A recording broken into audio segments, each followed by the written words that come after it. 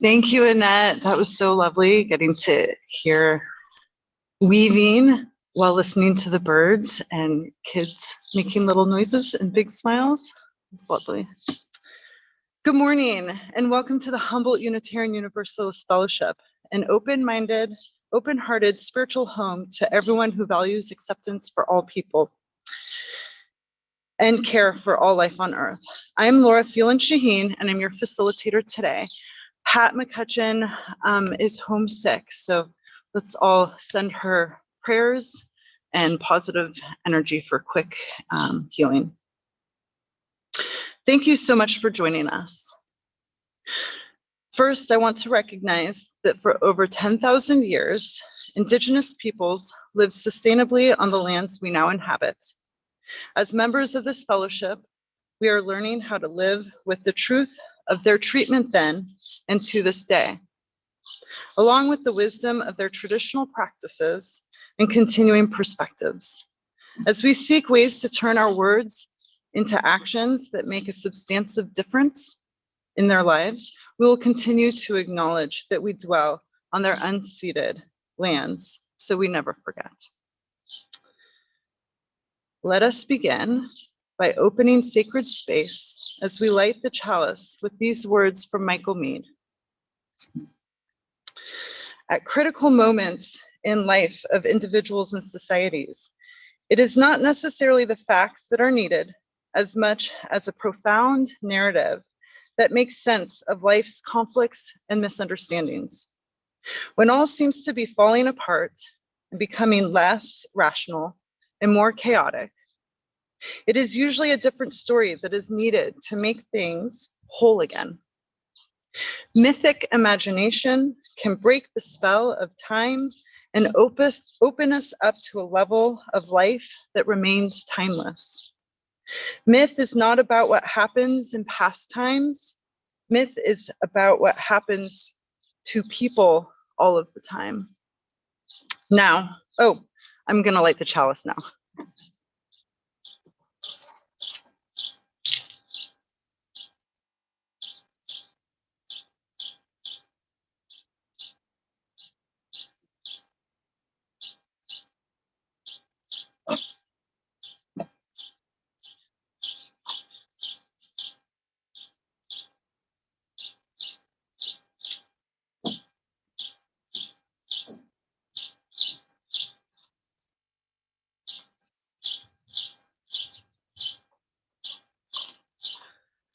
Now, let us renew our commitment as we say together the words of our aspiration. They're on the order of service and on the slide on Zoom. May the love be the spirit of this fellowship. May the quest for truth be its sacrament, and service be its prayer. To dwell together in peace, to seek knowledge and freedom, and to help one another in fellowship. This is our aspiration. Okay, so we are going to sing the children out to childcare, and we sing a song called Go Now in Peace. Yes, so.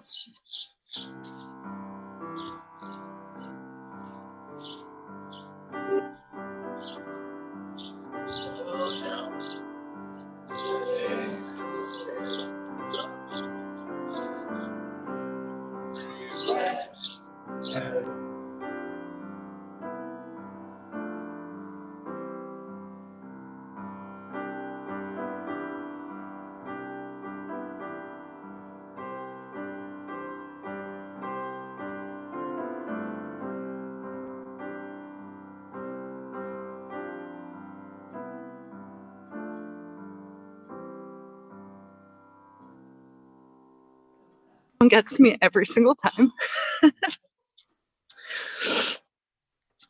We are a welcoming and caring congregation, and one way we show this is by honoring any joys or concerns, gratitude or sorrows we carry in our hearts and spirits. Maintaining social distancing, those who wish may come forward and take a pebble or several from this bowl right here. Then step up, share your name and your message, then drop your pebble or pebbles into the bowl of water right here. The ripples symbolize how our joys and concerns move out to touch others. And if coming forward isn't so easy for you, when others have shared, please raise your hands and I will come to you with the mic. Folks on Zoom, you'll be able to hear anyone who does this, but perhaps not see them. And as always, you can share a message using the chat function at the bottom, and Anna will read the messages. And with that, we shall begin. I'm Steve Davis. I'm the brother of Ruth Davis, the firstborn son of Ralph and Joanne Davis. And I truly have been so blessed by this fellowship and this place. So first of all, Better Together is a great theme for our Mattole Fellowship retreat coming forward in the next few weeks. And I have to read my Better Together 3 limerick to you. When duty calls, we are better together. Listen to loving calls as our tether. Keep being teachable. Keep being reachable. Return to gentleness. The sooner the better. So, dear friends, thank you so much for lifting up your joys and your concerns, especially for my sister Ruth and her major mental challenges. Losing my father January 3rd, 2022, only 88. And my dear mother, she truly has world-class grace, amazing grace under over the top situations that, praise God Almighty, really to have fellowship friends and loving kindness as part of decades of Humboldt County's best. I really thank you all for your showers of love, and more and still more people like Shamika Keel and Tyler J coming from our behavioral mental health as caseworkers 3 days in a row, giving more than half an hour of time to my dear sister. I tell you, we are on the very best of Humboldt County working together for those who are most challenged and in every situation. Thank you. Thank you so much.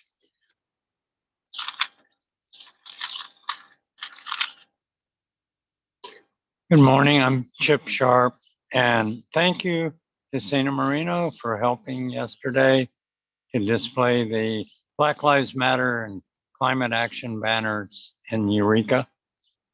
And this one is for Pat McCutcheon and her COVID chaos. The only one I have from Zoom today is a thank you to Chip for his constant BLM presence from Cena.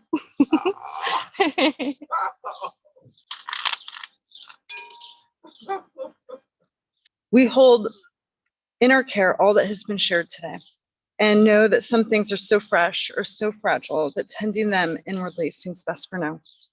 We also hold those tender truths in our heart and drop one last pebble for all unspoken joys and concerns that connect our beloved community.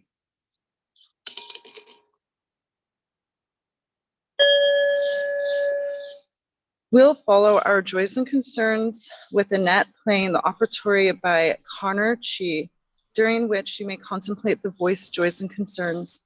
While Annette plays, let us remember that, especially in these challenging times, everyone's gifts are needed. This time offers you an opportunity to demonstrate the value that the fellowship offers and gives you. Let us give generously. There should be a Venmo on your order of service and a slide up on Zoom. And after the service, there's the offertory basket right there. Thank you.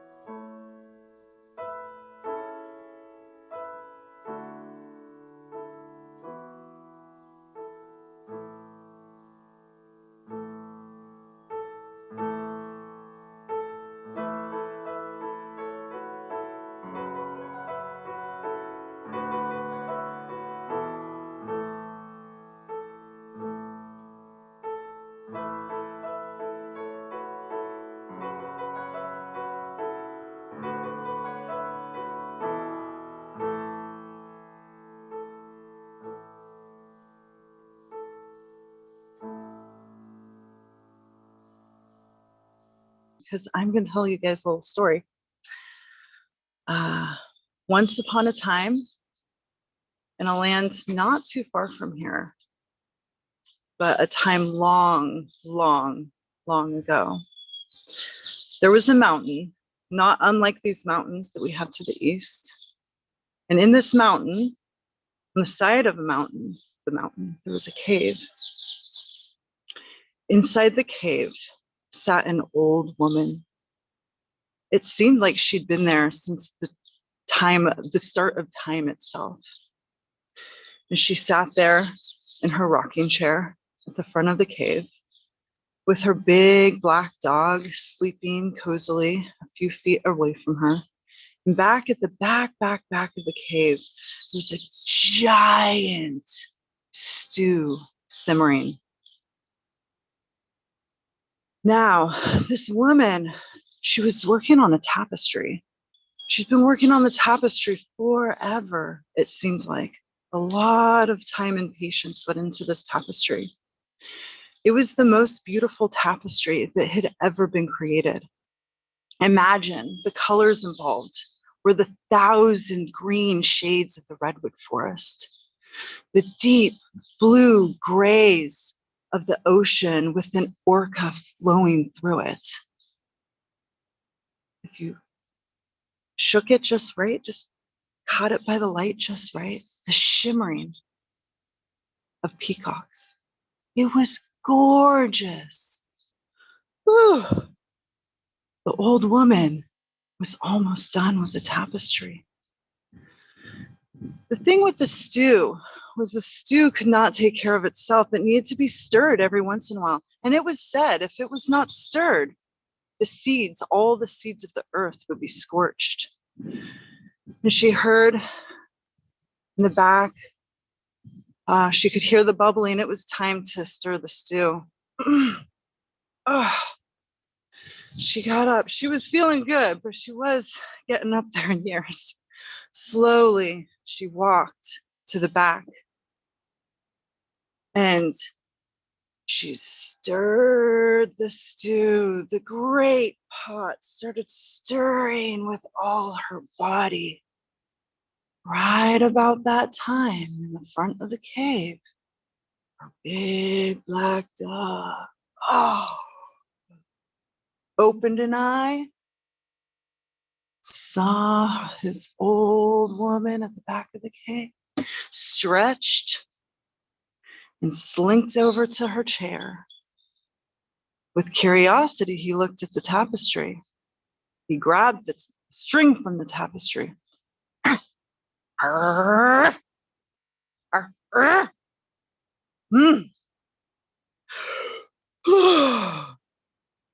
And he moseyed back to his bed. That tapestry, one string yanked, had unraveled most of the piece. Back to that back of the cave, the old woman stirring the stew. The seeds were saved.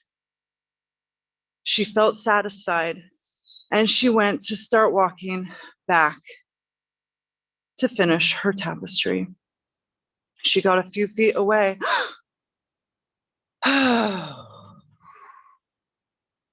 She took a deep breath. She just stared at the crumpled strands on the ground, and she picked them up, and she just looked at them for a long while until inspiration struck, and she started the tapestry again. This tapestry, unbelievably, was even more beautiful than the first tapestry. The end. So this is a story by the Sioux tribe, a native tribe in the northern Great Plains of North America. And they say that if the old woman were to ever complete the tapestry, the end of the world would come. So I'll just let you sit with that for a sec. So we're going to move right into a guided meditation. So do whatever you need to do to make yourself comfortable. Might mean rocking back and forth a little bit, whatever it is. For those of you at home, it may be stretching out on your couch luxuriously. Okay, so go ahead and bring your attention inward, noticing your breath. And you can close your eyes if you're not comfortable with that. You can just let your eyes cast down at the ground. You're going to take a breath in and out, just noticing the expansion and contraction of your body. You can notice from your nostrils, your rib cage, or your belly.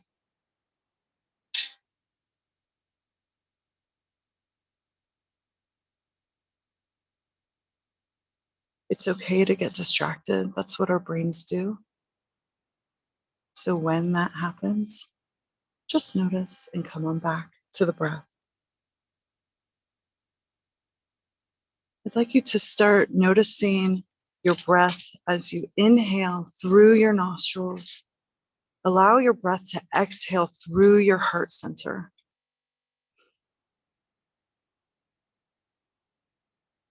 In through your nostrils, out through your heart center.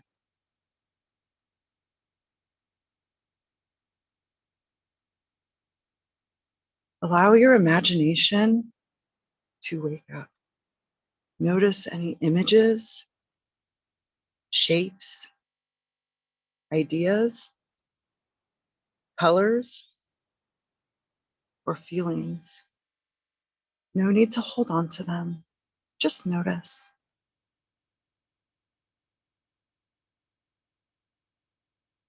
What character stood out to you the most in this story? A character can be anything from the dog, the old woman, the cave, the soup, the stew.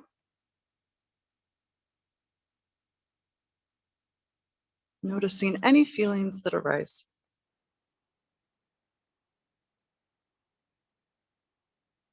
And noticing where those feelings arise in your body.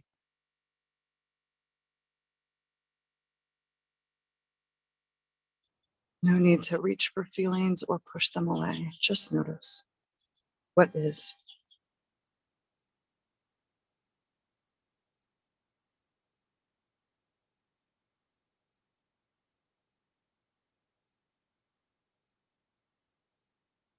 And come on back to your breath, your anchor.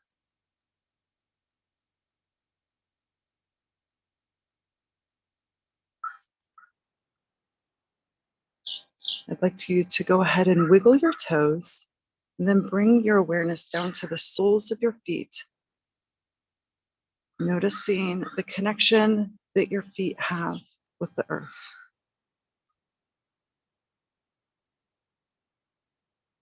Now we'll start to bring awareness of the external world back by noticing the sounds around you. You can gently open your eyes just enough to see shapes and colors. And go ahead and look around. Hello, welcome back, everyone.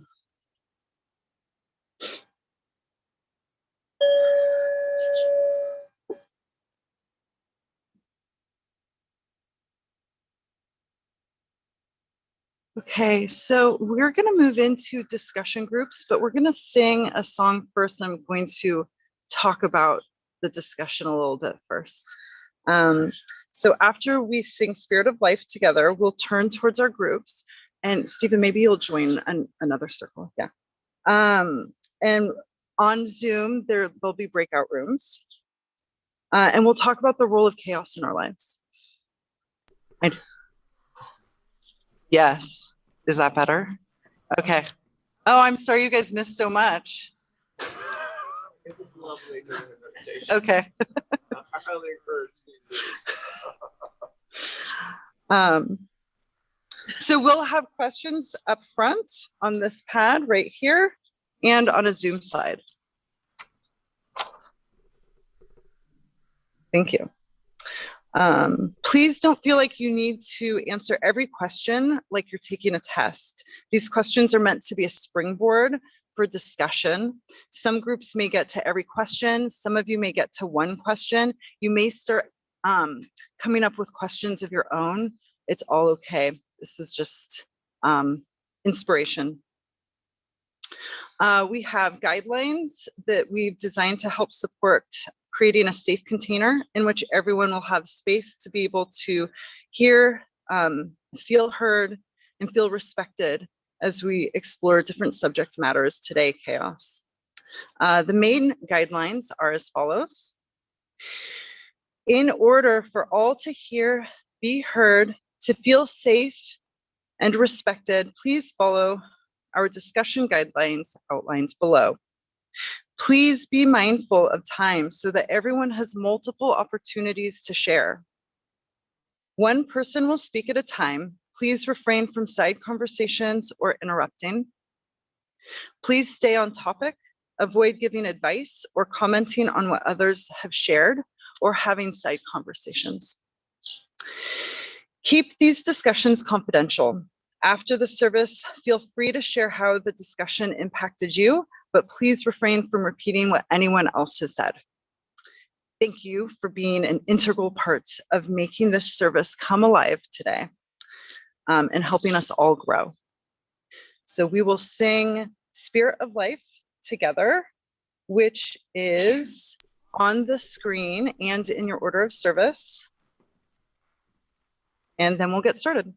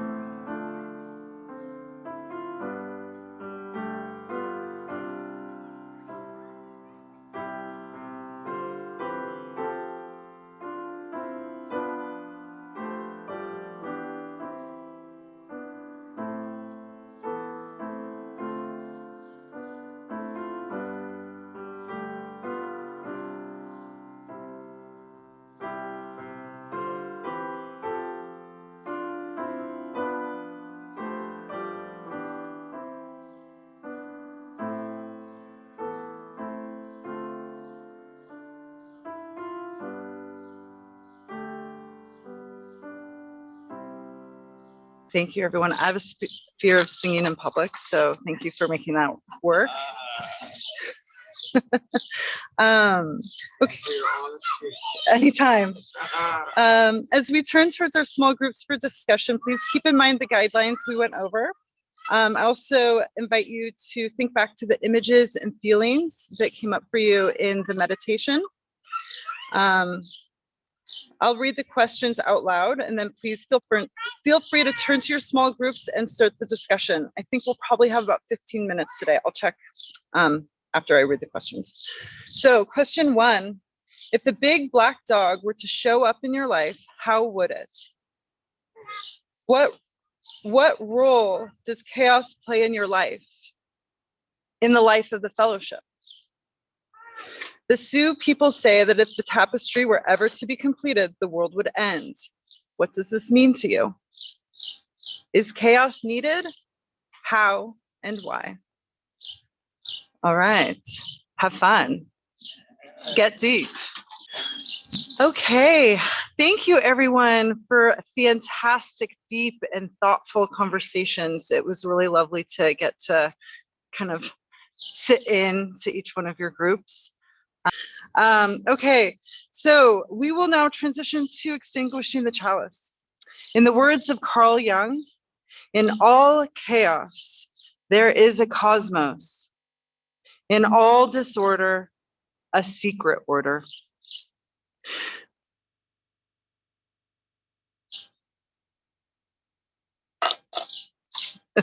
Okay, go in peace, walk in love, and be a light into this world. Shalom, salam alaikum, blessed be, ashe, aho, and amen.